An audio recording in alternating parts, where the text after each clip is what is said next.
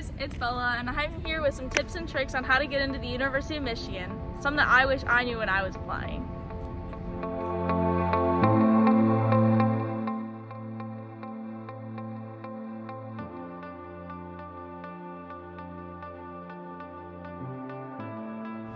Okay, so applications open August 1st, and I would definitely recommend applying early action and getting it done as soon as possible because you'll find out before everyone else. So for me personally, I had a 28 ACT, a 4.2 GPA, and I took 6 AP classes. On top of that, I was in a bunch of clubs, and I also danced my entire high school career.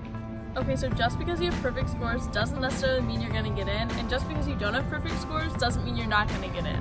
To increase your odds of getting in, I would definitely apply to more than one program. For me, I applied to LSNA and dance.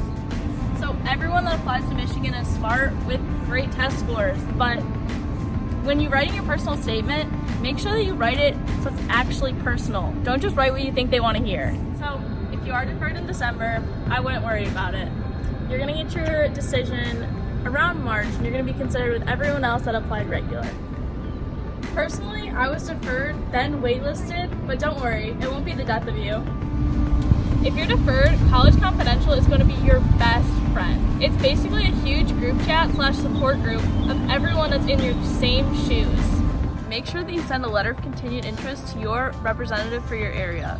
You can either look it up online or you can ask your counselor for it. So in addition to sending a letter of continued interest, make sure that you keep Michigan up to date with everything that you've done, especially something that's kind of cool or different. So one thing that I did that stood out was I started my vlog and I sent them a post that I wrote about how bad I wanted to go to Michigan, and I think that was honestly the main reason that I was accepted and taken off the wait list.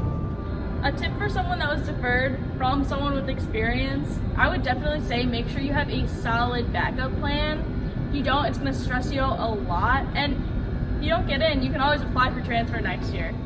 If you do get in, congratulations! It's time to celebrate! This is an example of a lecture hall.